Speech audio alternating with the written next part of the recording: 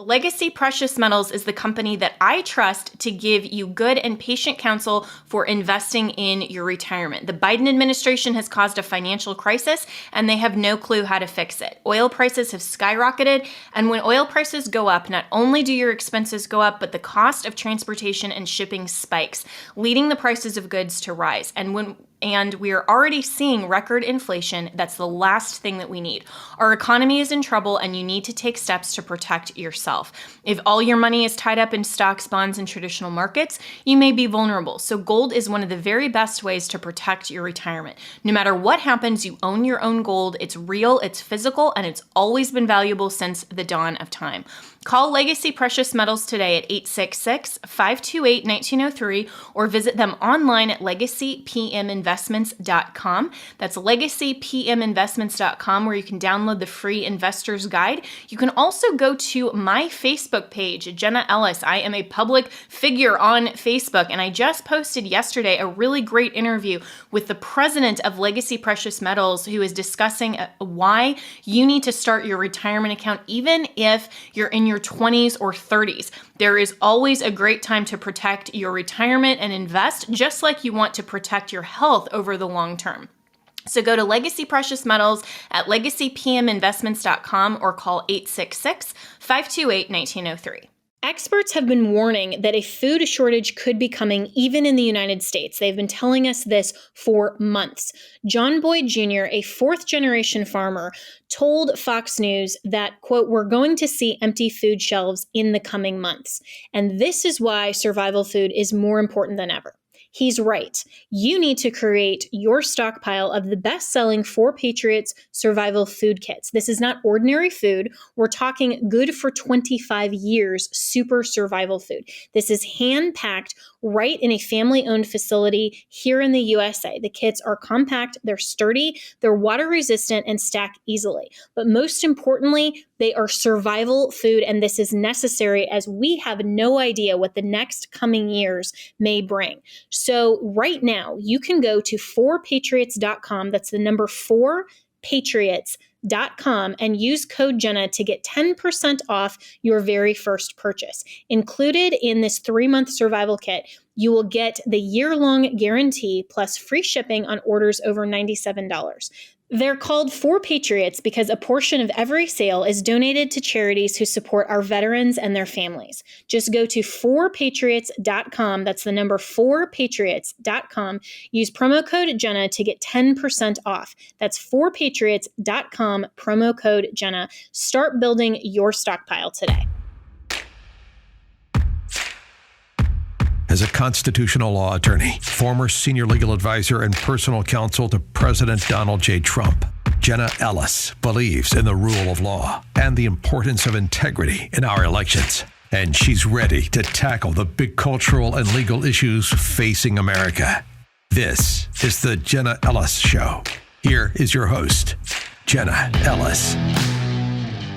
Hello, friends, and welcome to another episode of the Jenna Ellis Show. And today I'm actually bringing you good news for a change. So the Philadelphia jury that was contemplating the trial of Mark Hoke, who of course is the father who was arrested last year outside of an abortion clinic and charged with a violation of the FACE Act, or refusing to allow access to abortion clinic entrances Act, has been found not guilty today by a jury of his peers. You remember that this was the case where the FBI came in at early morning and broke down his door and came in while his wife and children were at home. And this case had already at that time gone through the state and local process, had been kicked out. But then the Biden DOJ just suddenly determines that they want to come in and prosecute this. And they raid his house to send a very strong signal to Christian conservatives that, hey, we're not going to tolerate your pro-life positions. Well, this is why juries matter. This is why the process matters, and why criminal justice still matters in our system, because we have a jury of his peers, even in Philadelphia, that today said not guilty. Also good news, just yesterday out of the state of Utah. Utah is now the first state that has criminalized and outlawed transgender surgeries for minors. So the so-called gender-affirming care, which we know is just a leftist kind of colloquial phrase that we reject. It's actually gender mutilation or bodily mutilation of children on the basis of gender, has now been outlawed in Utah.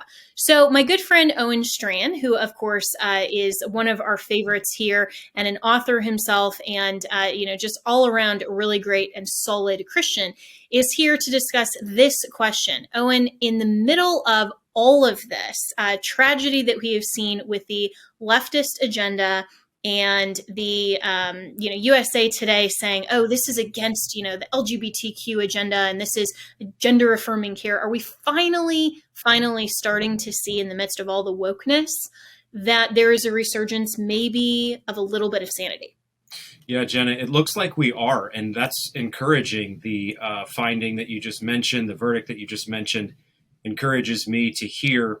I wonder if it's possible that we have reached that glorious tipping point where people stop believing whatever the headline says or whatever a press conference dictates, and instead think for themselves. It is truly amazing how few people actually think critically. But instead of being discouraged and landing it on that note, let me just say, yes, I think people are starting to see that these are real issues. We saw something recently in the NHL, Jenna, when a Philadelphia Flyers player declined to wear a pride jersey celebrating LGBTQ, et cetera, stuff. And honestly, the public outcry did not go against him. This player named Ivan Provorov, a Russian guy, it went for him, and his jersey sold out entirely from the NHL store. So I think, Jenna, my sense is that people are really tired of being force-fed garbage. We can hope that that is the case. Yeah, 100%. And I failed to mention the title of your book earlier. It's Christianity and Wokeness. It is an excellent book, and anything that you want to discover in terms of the ideology behind wokeness, but also from a biblical perspective, I highly, highly recommend this book. And Owen, looking at the culture and this kind of, I think, really just critical divide between sensible, rational people who don't want to allow for gender mutilation of children, don't want to allow, all of this, not just nonsense ideologically, but it has profound harm and consequences on children and on culture and on society, physically, emotionally, spiritually, all of this. And then these people that parents actually are bringing their children to drag queen story time, to some of these lewd events. You tweeted the other day that I thought was really well said, that if fathers are actually sitting there and watching this, and they're allowing their children to participate in this, and they're relying on the women in their lives to stand up, then where has the courage gone? I mean, I don't understand, and I'm not a parent myself, but I have nephews and I have a niece, and I can't imagine taking one of my nephews to sit there and watch this guy. I mean, what goes through somebody's mind, and how depraved do they have to be as a parent to actually participate in this kind of event with their children? Yes, that is entirely right. In terms of the surgeries and the terrible things that are being done to child's bodies, to your first point, that is not gender-affirming care, Jenna, as it has been labeled. Part of critical thinking is pushing past an initial term or a phrase. You can't just go, oh no, I'm not supporting gender-affirming care because leftists say I'm not. You have to think about the phrase. If children are having their bodies warped and mutilated, that's not care, no matter how it is termed. You have to push through the vocabulary of the other side and realize what is actually being discussed. So too with Drag Queen Story Hour. It's presented in these very anodyne terms, but there is absolutely nothing anodyne about forcing kids to sit through drag queen performances.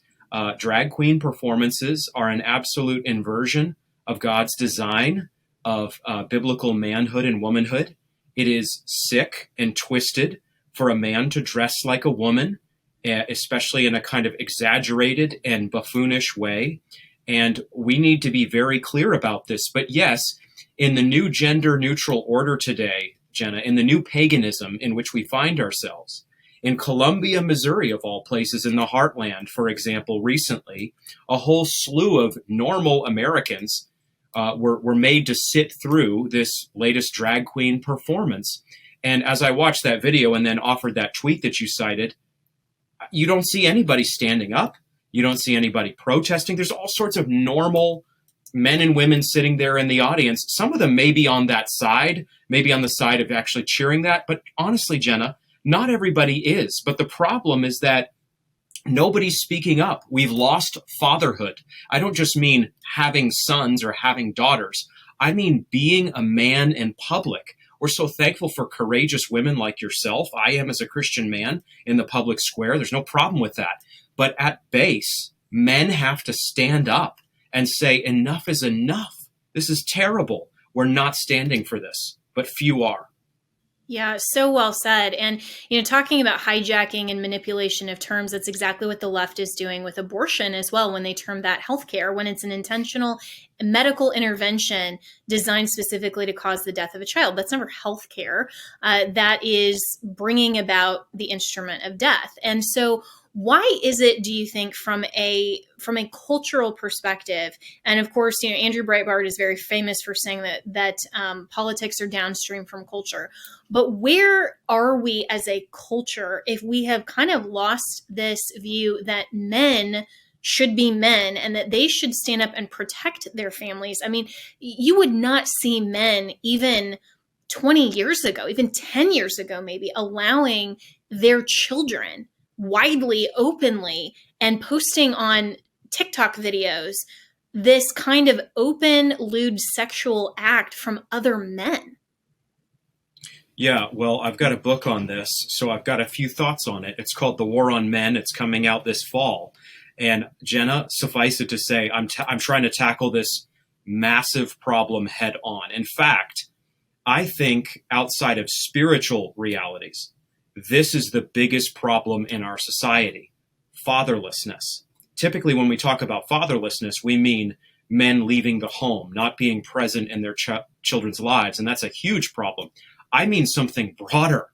I mean the problem, again, of men not being men in public. But I think this is the result, honestly, of decades of gender indoctrination where men have been told to step back, women have been told to lean in. If you say that long enough, if you convince boys from a very early age that they are toxic, that they are purveyors of toxic masculinity, guess what, Jenna? Some of them are going to end up believing it. Some of them are going to drop out because of it.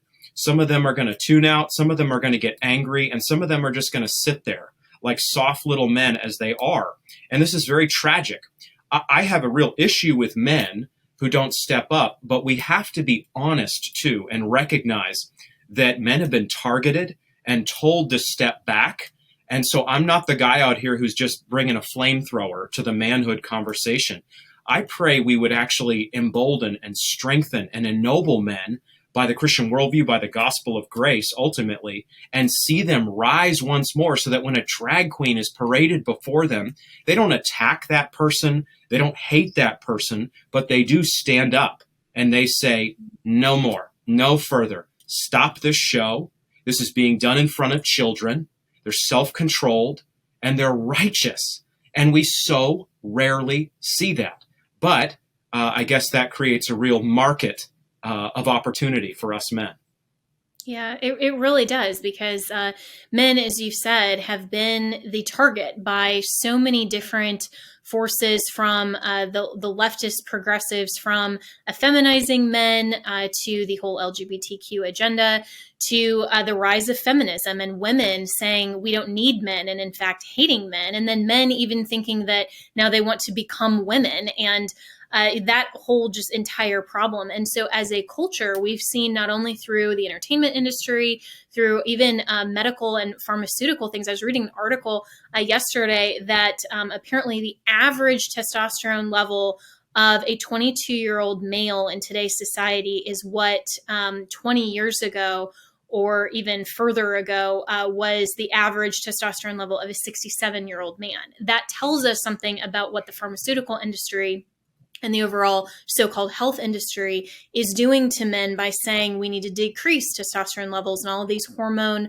regimen therapies. And those can be just as damaging as some of these other genital mutilation surgeries and other things to take the desire out of men to be men. And obviously, men shouldn't just be these, as a judge I clerked for once, used to call it the Bud Light syndrome, of a guy who is just sort of this, this brute, and doesn't really think a lot, just kind of acts on baser instincts. And certainly no one's suggesting that that's the model man. That's not biblical either, but no offense to Bud Light. But at the same time, we have to go back to the structure of what is the biblical role for men. So for people who think of this as more of an esoteric concept and say, well, it's just toxic masculinity and you can't really even define what a biblical man looks like.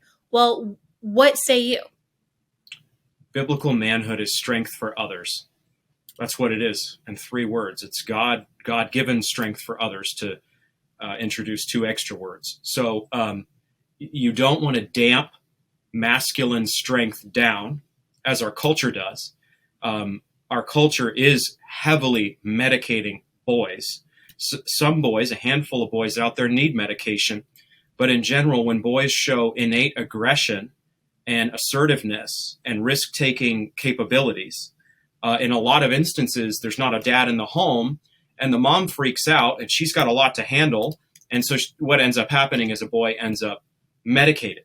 And so what our society has done is basically turned against the entire concept of manly strength and treated it as if it is an epidemic, as if it is a problem. Manly strength combined with a sin nature is a huge problem. But the solution is not to take away from boys their assertiveness, aggressiveness, and risk-taking nature. It is to shepherd boys. It is to train boys. It is for fathers to be closely involved in boys' lives and lovingly train them. It's for there to be these things called churches, where there are godly elders who are men who provide an example to the boys in the congregation. And there's this little ecosystem where boys are trained. And by the way, there's this concurrent ecosystem where girls are trained in biblical womanhood. These are beautiful realities, manhood and womanhood. They're not fundamentally at odds with one another as our culture presents. But suffice it to say, Jenna, we've lost a lot of these training zones for young men, for boys. We have problematized manhood and boyhood.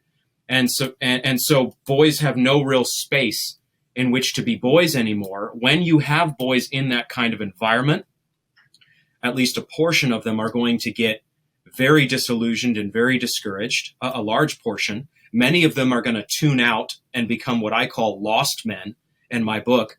Others of them are going to very much opt in a bad way and become what I call angry men.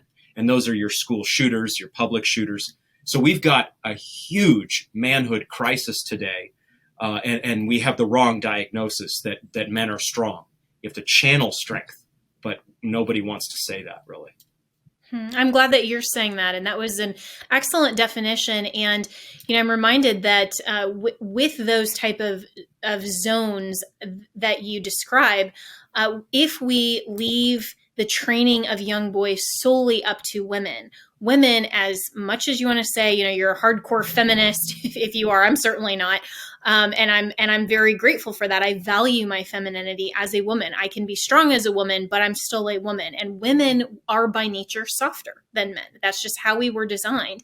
And so women who raise boys without another male father figure in their life, it doesn't have to be a biological father, but without that type of masculine mentor, then men and boys will naturally become softer because women just are. And this isn't a cultural construct. It's not about, pink and blue aisles at Target and whether or not they're playing with toy trucks versus dolls. I mean, this is innate to our intrinsic characteristics as human beings made in the image of God. God designed us differently, and we need to value those differences. I mean, interestingly, I'm asked all the time by, some people who some well-meaning and some kind of tongue-in-cheek, why are conservative women always hotter? And my laughable response to that, which I think is honestly genuine, is that it's funny that you observe that and that people think that. But second, it's because conservative women who are Christians, actually value our femininity. And so we are going to project that in every aspect of our lives because we want to follow God's natural design. So of course we're going to be hotter because we look like how we're supposed to, like women. And it's the same for men who are naturally, we respect them, we look up to them, we feel protected by them, we value all of the things that are inherently masculine, not because culture tells us to, but because that's the way that God designed us.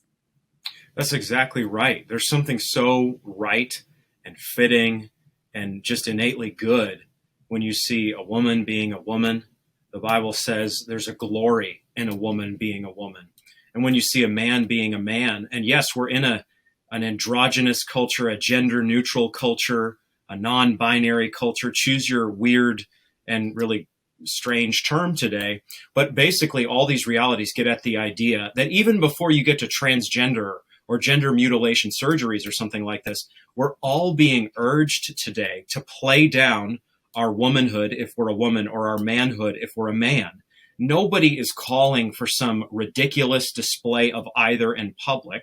You can have exaggerated manhood. That's another type of manhood I talk about in my book. But fundamentally, it is a beautiful thing when a man steps up, when a man presents himself as a man, when he dresses like a man, talks like a man, acts like a man, and a woman does the same in a womanly way.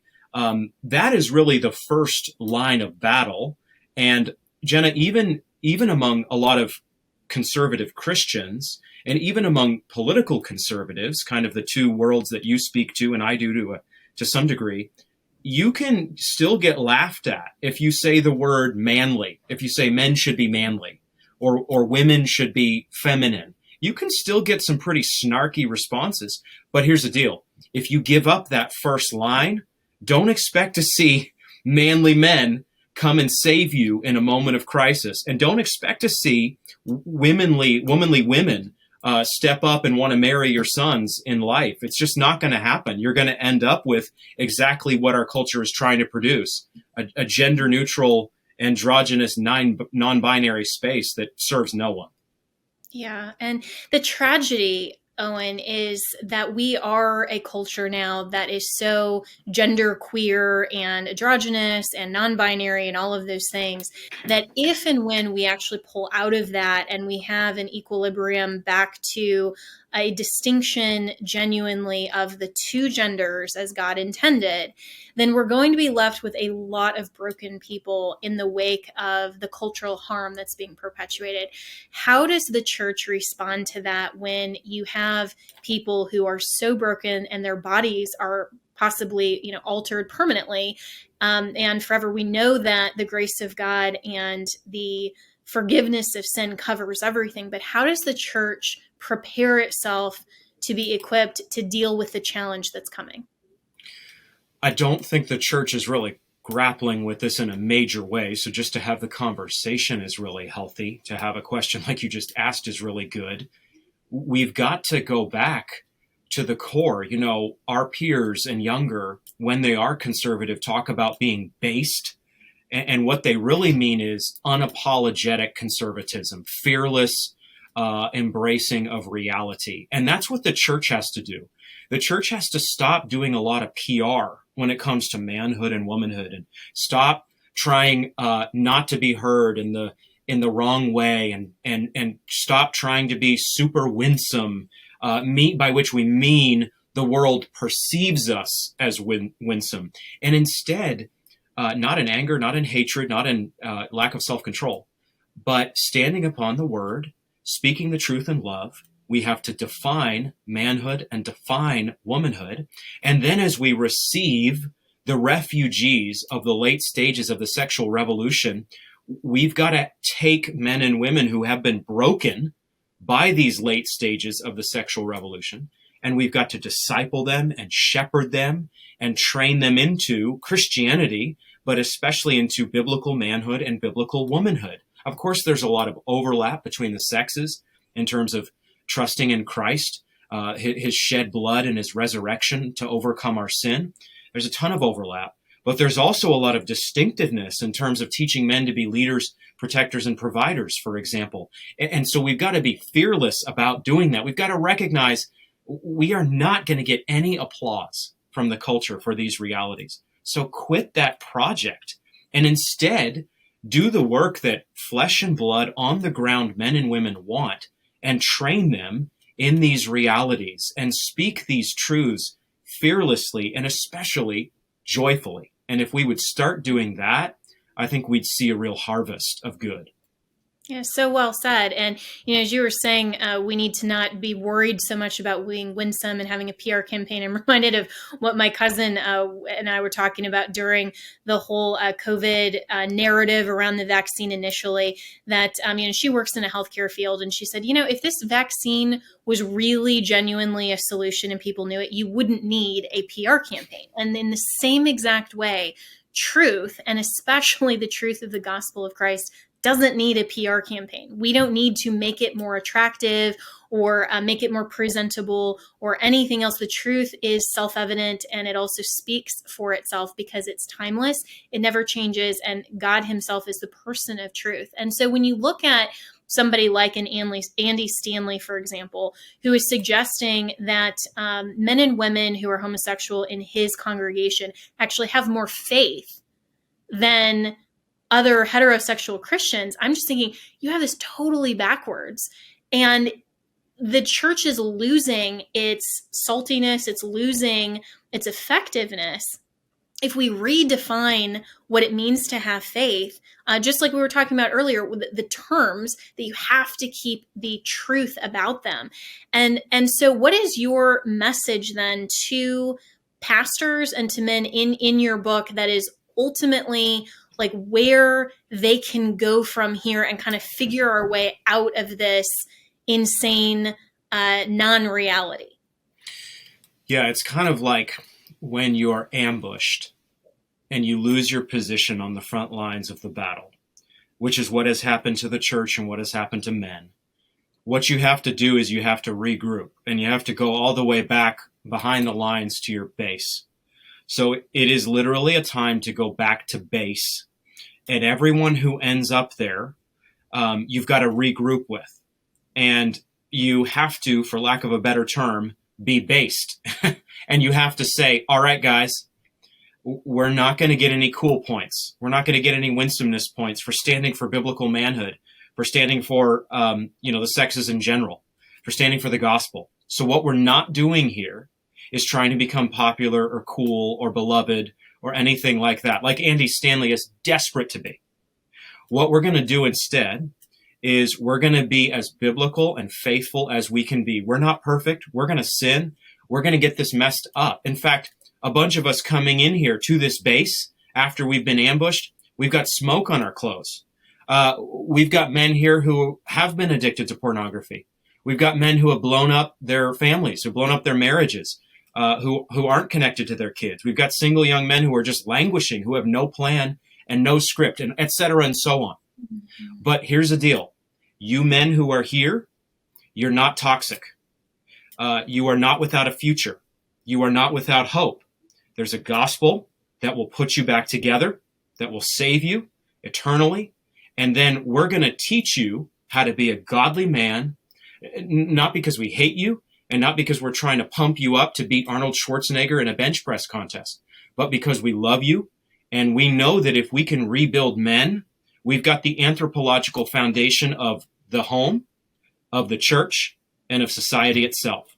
Strong men are the key to strong societies. Strong men are at the foundation of a strong anything. So here we go.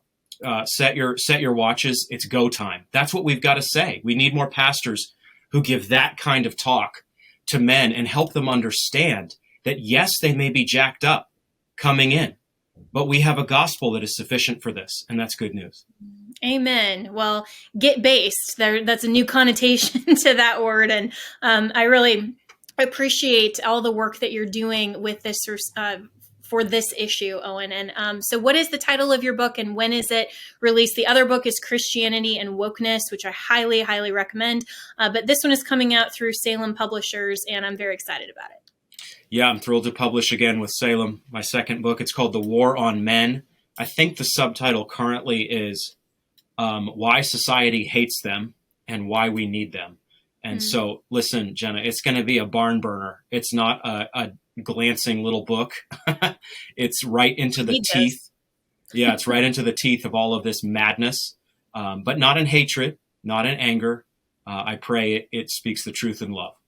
Truth and love. Well, Owen Strachan, I'm so glad that you could join me, my friend. Thank you so much. Follow him on social media. Get the book, The War on Men, and I really, really appreciate your time today. Thanks so much. Thank you, sister.